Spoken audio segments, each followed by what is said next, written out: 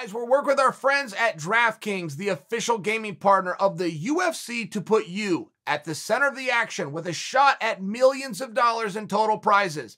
Download DraftKings and enter the UFC 263 Daily Fantasy Contest with millions of dollars in total prizes up for grabs all week long. Here's how to play.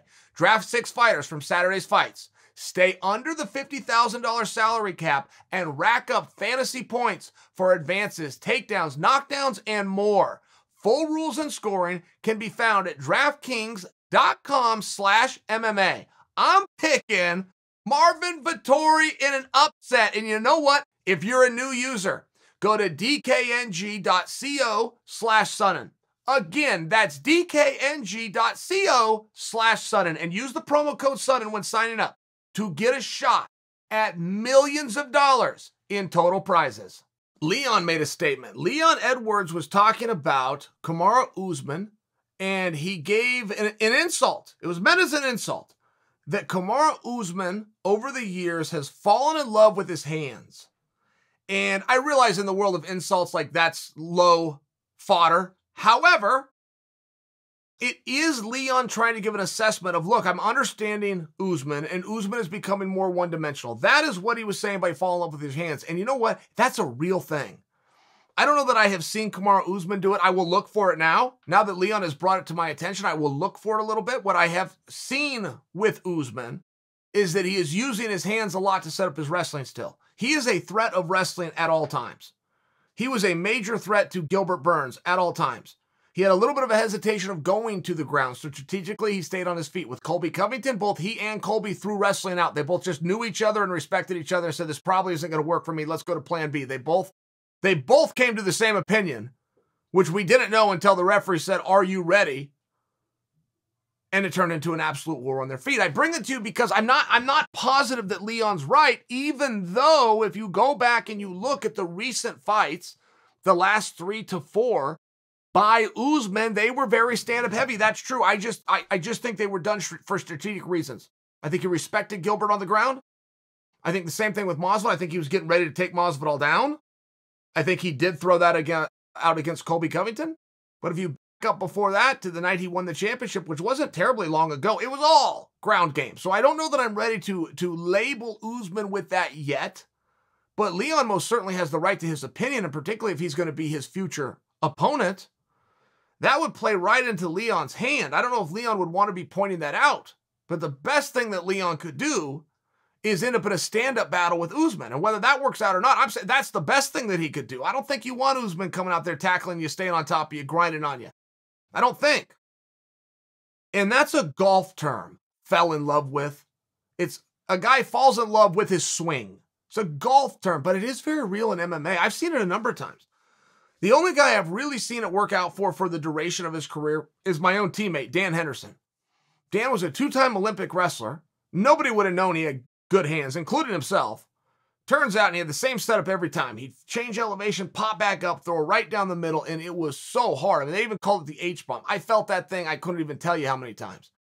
He was a natural and didn't miss, even in practice. He just had an accuracy. He had a power that was natural. He had a timing. He had a setup that was natural. It was change elevation just like you do in wrestling, come back. I mean, everything just fit. It worked out for him. I have seen Josh Koscheck would be guilty of falling in love with his right hand. Johnny Hendricks would fall into that category. Now, I'm talking about the best guys in the world, so I don't know that there's any kind of an insult here. It is true, though, that over a period of time, you will lend to psychological standpoint, whatever gets you the most oohs and ahs from the crowd, ooh, ah, you will just naturally gravitate in that area. And sometimes you'll convince yourself I'm okay, and then you'll go out and have a good performance. I mean, I would imagine if I'm in Usman's shoes and I just knocked out Masvidal, turned him sideways, by the way. I've never seen that before. Usman hit Masvidal so square and so clean that Masvidal, who was turned sideways for the follow-up shot that put him down. I mean, I'm just saying, yeah, I bet Usman does really believe in his hands, sure. I can also see where that would be a problem. I mean, that's a shootout game. Usman played that game with Burns just 2 fights ago, and Usman got hurt twice. Now, he worked his way through it. He pushed through it. I give him credit. I'm not faulting him. I'm sharing with you how risky that game is, for sure. And I'm not sure if I was Usman's opponent or future opponent that I would tip him off to his weaknesses. I used to study guys all the time, and it wasn't me. It was Clayton Hires, but Clayton was a master of it. He was a master, and he could see everything, and he would point things out, and he would tell it to me. One time, Clayton would study my opponents. We'd go on what's called a coach's run, which is one of the hardest workouts I've ever done, but the coach's run wasn't. The coach's run is where coach does it with me. So we meet, we go to pace, we talk the entire time. That is the one and only time Clayton and I would strategize. That was it. That was the talk. Whatever I absorbed and took with me for the next 10 weeks, that was the talk. And I remember Nate Marquardt. I was getting ready to fight Nate Marquardt, and I was a 2.5-to-1 underdog, and I had trained with Nate before. Nate should have been the favorite going into this fight. But Clayton had noticed something, and it was real simple, but he used to compare Nate to a drag car. A drag car will fire up, and then it will go. One thing that Nate always did, and it was in every video and every sequence of every fight that Clayton studied, is before Nate would come after you, he would do a shake first. Every time, never miss. He was a drag. He'd get warmed up, and then boom, he would come at you. But every time, it wasn't fake a jab, throw a right. It wasn't fake a right, throw a right. Fake a right, throw a kick. It wasn't these things. He would do a motion, and then he would come at you full sprint. He put a lot of guys down. Just before me, he put Damian Maia down in like 10 seconds. But he did the drag car first. He did it every single time. It was a major benefit that I had. And I waited for that drag car every time. Boom, and that's when I went. That's when I would attack. I knew I had a beat. I knew that I had a beat before he could get off. And it's a real thing. I do it too. I don't know what my tendencies or tells are. I don't know. I'd change them if I knew. But I can tell you habits are a real thing. When you learn on the mitts and then you go to the heavy bag and then you go into the ring, there's things that you develop and you can't get around them. They become absolute habit, right? You comb your hair the same every day. Put your deodorant on the same. You brush your teeth whether you know it or not. You brush it the same every single day.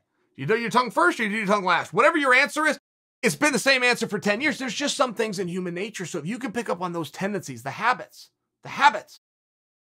can be very, very helpful. I pointed out because in a million years, I never would have told Nate. I've never told Nate this until now. It's been 12 years. I think we can talk about the match. I would have never told Nate, and I like Nate. Hey, man, by the way, you rev up before you attack. You rev up every single time before you come at the guy. You're a drag car. I wanted to mention it to him. I didn't want him to know. I didn't want him to know that I knew. So the fact that Leon pointed out, it's a little bit surprising for me.